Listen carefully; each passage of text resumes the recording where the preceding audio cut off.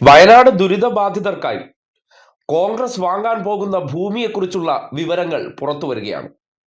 ജനങ്ങളിൽ നിന്ന് ഫണ്ട് പിരിച്ചെടുത്ത് ഉരുൾപൊട്ടലിൽ ജീവിതം തകർന്ന മനുഷ്യരെ അവിടെ നിന്ന് നേരെ അവരെ പറിച്ചെടുത്ത് കൊണ്ടുവന്ന് പുനരധിവസിപ്പിക്കാൻ പോകുന്നത് കാട്ടാന കൂട്ടങ്ങൾക്കിടെ, അതായത് ഉരുൾപൊട്ടലിൽ നിന്ന് രക്ഷപ്പെട്ടവരെ കാട്ടാനയ്ക്ക് അടവയ്ക്കുന്ന തരത്തിലുള്ള ഒരു പ്രത്യേകതരം പുനരധിവാസം. സർക്കാർ വയനാട്ടിലെ കൽപ്പറ്റ എന്ന നഗരഹൃദയത്തിലാണ് വീട് വയ്ക്കുന്നതെങ്കിൽ ഇന്നാ പിടിച്ചോ ഞങ്ങളുടെ കുന്നുംപറ്റ ഭൂമി. ടി സിദ്ദിഖ് MLA റിയൽ എസ്റ്റേറ്റുകാരെയും കൂട്ടി ഒടിഞ്ഞ വിലയ്ക്ക് ഇവിടെ ഭൂമി കിട്ടും. അപ്പോൾ കാട്ടാന നിരന്തരം ഇറങ്ങുന്ന അമ്യൂസ്മെന്റ് പാർക്കായിട്ടുള്ള ഭൂമിയുണ്ട്, അത് ആർക്കും വേണ്ടാതെ കിടക്കുകയാണ്. എങ്ങനെയെങ്കിലും ഓണറിന് കൈയൊഴിയണം. അങ്ങനെയാണ് രണ്ടുപേരെ ഇതിനോടകം കാട്ടാന ചവിട്ടിക്കൊന്ന സുരക്ഷിതമായ മേഖലയിലേക്ക് ഉരുൾപൊട്ടലിനെ അതിജീവിച്ച ഇരകളെ കൊണ്ടുവന്ന് താമസിക്കാൻ പോകുന്ന ഇടം. ഈ കുന്നംപറ്റ എന്ന് പറയുന്ന പ്രദേശം, ഈ പറയുന്ന ഇവർ കൊടുത്ത 3 ഏക്കർ എന്ന് പറയുന്ന പ്രദേശം ഇവിടുത്തെ മാധ്യമപ്രവർത്തകരായ ഇല്ലാസ് കേക്കും സ്ഥിരമായിട്ട് റിപ്പോർട്ട് ചെയ്യുന്ന പ്രദേശമാണ്. ഇവർ അഡ്വാൻസ് കൊടുത്ത ഭൂമിയുടെ ലൊക്കേഷനിൽ വെച്ച് 2 പേർ കാട്ടാനയുടെ ആക്രമണത്തിൽ മരണപ്പെട്ടിട്ടുണ്ട്. അതിന്റെ ചുറ്റുപാടുമുള്ള സ്വകാര്യ തോട്ടങ്ങളാണ്. ആ തോട്ടങ്ങളൊക്കെ തന്നെ ഫെൻസിങ് ചെയ്തിട്ടുണ്ട്. 100 കണക്കിന് ഏക്കർ ഭൂമി കാടുമൂടി കിടക്കുന്ന ഒരു പ്രദേശം. ഒരു 60ഓളം ആനകളെങ്കിലും ആ പ്രദേശത്ത് സ്ഥിരമായിട്ട് ക്യാമ്പ് ചെയ്യുന്നുണ്ട്. ഞങ്ങളുടെ കണക്കല്ല, വനംവകുപ്പിന്റെ കണക്കാണ്. സ്ഥിരമായിട്ട് ഒരു കടുവയുടെ സാന്നിധ്യം ആ പ്രദേശത്ത് നിലനിൽക്കുന്നുണ്ട്. അപ്പൊ അത്തരം ഒരു പ്രദേശത്തേക്ക് ഈ നിയമസഭാ തെരഞ്ഞെടുപ്പിന് മുൻപ് ഞങ്ങൾ ഭൂമി വാങ്ങിച്ചിട്ടുണ്ട്, ഞങ്ങൾ ഭൂമിക്ക് വീടിന് തറക്കല്ലിട്ടിട്ടുണ്ട് എന്ന് പറഞ്ഞ് വയനാട്ടിലെ, കേരളത്തിലെ ജനങ്ങളെ കബളിപ്പിക്കുന്നതിന് വേണ്ടി ഒരു നാടകത്തിന് ഒരുങ്ങുകയാണ് സിദ്ദീഖും അദ്ദേഹത്തിന്റെ നേതൃത്വത്തിലുള്ള റിയൽ എസ്റ്റേറ്റ് ടീമും. അപ്പൊ ഈ ഭൂമി കാണുന്നതിന് വേണ്ടി നിങ്ങളെല്ലാവരും ഞാൻ സ്വാഗതം ചെയ്യുകയാണ്. കാരണം നിങ്ങൾക്ക് ഇപ്പൊ ഒരു ഉറപ്പ്, MLA ഏതാണ് ഭൂമിയെന്ന് നിങ്ങൾക്ക് വ്യക്തത വരാത്തത് കൊണ്ട് നിങ്ങൾക്ക് തന്നെ ഒരു പ്രശ്നമുണ്ടാകും. പക്ഷെ അദ്ദേഹത്തോട് നിങ്ങൾക്ക് ചോദിക്കാം, ഞങ്ങൾ പറഞ്ഞ ഭൂമിയാണോ, അല്ലെങ്കിൽ അദ്ദേഹത്തിന് നിഷേധിക്കാം. ഞങ്ങൾ പറഞ്ഞ ഭൂമിയാണെങ്കിൽ ഞങ്ങൾ നിങ്ങളെ ആ ഭൂമിയിലേക്ക് കൊണ്ടുപോയി കാണിച്ചു തരാം. ഈ പറയുന്ന 3 ഏക്കർ ഭൂമിയിൽ അതിൽ തന്നെ ഒരു 60 സെന്റോളം ഭൂമി വീട് വെക്കാൻ അനുയോജ്യമല്ല.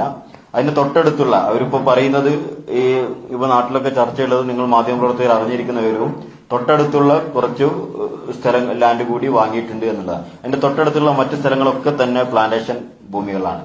അവിടെ അതിന് തൊട്ടടുത്ത് ഒരു 2 ഏക്കർ ഭൂമി കൂടി വീട് വെക്കാൻ അല്ലെങ്കിൽ പ്ലാന്റേഷൻ ആക്ടിൽ ഉൾപ്പെടാത്ത ഭൂമിയുണ്ട്, KLRൽ ഉൾപ്പെടാത്ത ഭൂമിയുണ്ട്. ആ 2 ഏക്കർ ഭൂമിയിൽ നിലവിൽ ഒരു ടാറിംഗ് മിക്സിംഗ് പ്ലാന്റിന്റെ ലൈസൻസ് ഉണ്ട്. അതിന് അവർ മെറ്റീരിയൽ ഇറക്കി അതിന്റെ പ്രവൃത്തി, ഇപ്പൊ ചൂരൽമല മേപ്പാടി റോഡിന്റെ ടാറിങ്ങിന് വേണ്ടിയിട്ടുള്ള ടാറിംഗ് മിക്സിംഗിന്റെ ആ ഭൂമിയായിട്ട് കരാർ ചെയ്തുകൊണ്ട് അതിന്റെ പ്രവൃത്തി ആരംഭിച്ചിട്ടുണ്ട്. പക്ഷെ ആ ടാറിംഗ് മിക്സിംഗ് യൂണിറ്റിന്റെ കരാറുകാരനെയും അതിന്റെ ഉടമയെയും ഈ ബഹുമാനപ്പെട്ട MLA നിരന്തരം വിളിച്ച് ഭീഷണിപ്പെടുത്തുകയാണ്. ആ സ്ഥലം ഞങ്ങൾക്ക് തന്നിട്ടില്ലെങ്കിൽ നിങ്ങളെ, അതായത് ഇന്നലെ വൈകുന്നേരം കൂടി അവരുമായി ബന്ധപ്പെട്ടിട്ട് പറഞ്ഞു, ആ സ്ഥലം ഞങ്ങൾക്ക് തന്നിട്ടില്ലെങ്കിൽ അവിടെ ടാറിംഗ് മിക്സിംഗ് പ്ലാന്റ് മുന്നോട്ട് പോകാൻ ഞങ്ങൾ അനുവദിക്കില്ല എന്നുള്ളത്. അപ്പൊ ഇത്തരത്തിൽ ഒരു വലിയ ദുരിതത്തിലേക്ക് ആണ് ഈ ദുരിതബാധിതർക്ക് ഇനിയിപ്പോ ചൂരൽമലയിലും. കേട്ടല്ലോ, എത്ര മനുഷ്യത്വമുള്ളവരാണ് നമ്മുടെ കോൺഗ്രസ്. ഞങ്ങൾ ഭൂമി വാങ്ങി പുനരധിവസിപ്പിക്കാൻ പോവുകയാണ്, സുരക്ഷിതമായൊരിടം. ഒരിക്കലും അവർക്ക് പ്രകൃതി ദുരന്തം നേരിടേണ്ടി വരില്ല. കുറച്ച് കാട്ടാന, കുറച്ച് കടുവ, കുറച്ച് കാട്ടുപോത്ത് തുടങ്ങി കാടിന്റെ ആവാസ വ്യവസ്ഥയ്ക്ക് അടിസ്ഥാനപ്പെടുത്തി അവർ ജീവിക്കട്ടെ എന്നാണ്. എന്ത് ചെയ്യുമെന്ന് പറയണേ. സ്വന്തം പോക്കറ്റിൽ നിന്ന് എടുത്ത് കൊടുക്കുന്ന പൈസയല്ല, നാട്ടുകാരിൽ നിന്ന് പിരിവെടുത്ത പൈസയാണ്. അതിൽ നിന്ന് മാക്സിമം എത്ര ഒപ്പിക്കാം. കാര്യം റിയൽ എസ്റ്റേറ്റുകാരെ കൊണ്ട് ഭൂമി വാങ്ങിച്ചിട്ട് കമ്മീഷനും കൂടി അടിക്കാമല്ലോ.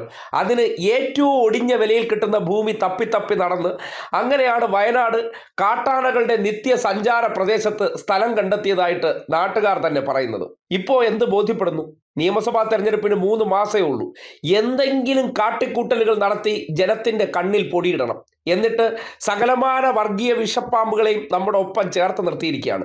നമ്മളെല്ലാം കൂടി ചേർന്ന് ഇത് കാട്ടി ആ പാവപ്പെട്ട ജനങ്ങളെ പറ്റിച്ചതിന് ശേഷം സോഷ്യൽ മീഡിയയിലൂടെയും മാധ്യമങ്ങളിലൂടെയും ഇതാ കോൺഗ്രസ് ഭൂമി വാങ്ങിച്ചേ എന്ന പ്രചരണം മാത്രം നടത്തി ആ പാവപ്പെട്ടവരെ പറ്റിക്കാനുള്ള തന്ത്രമാണ് നടത്തുന്നതെന്ന് കൃത്യമായി ബോധ്യപ്പെടുകയാണ്. ഈ നാട്ടിലെ ദുരിതം പേറുന്ന മനുഷ്യരോട് എന്താണ് കോൺഗ്രസുകാരുടെ മാനസികാവസ്ഥ എന്നതിന്റെ തെളിവ് കൂടിയാണ് ഈ കാണുന്നത്.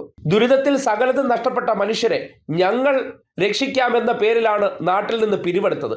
ആ പിരിവെടുത്ത കാശിൽ ചെയ്യുന്ന തോന്നിവാസം എന്താണെന്ന് നാട്ടുകാർ കേട്ടിരിക്കണം, അറിഞ്ഞിരിക്കണം. ദുരിതബാധിതരോടുള്ള മനോഭാവം പോലും ഇതാണ്. ഇങ്ങനെയൊക്കെ ആ പാവപ്പെട്ടവരെ പറ്റിച്ചിട്ട് നിങ്ങൾക്ക് അങ്ങ് സുഖലോലുപരായി ജീവിക്കാമെന്നും ഒരു കോൺഗ്രസ്സുകാരും കരുതല്ലേ.